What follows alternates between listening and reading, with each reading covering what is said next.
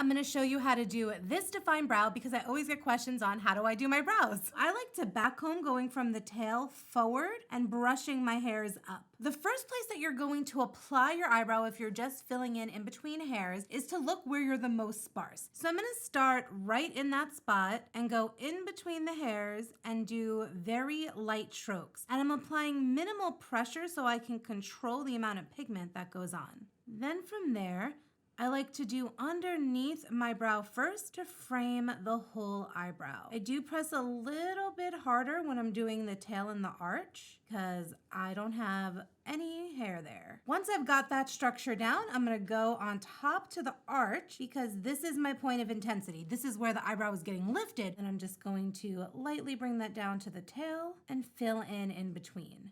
Because of the brow glue, you don't need to set your brows with a clear brow gel. I have a mini course called Mastering Eyebrows that goes in depth about applying your eyebrows for the different eyebrow shapes. When you enroll in my eye makeup course, Love Your Lids, you get the Mastering Eyebrows mini course for free.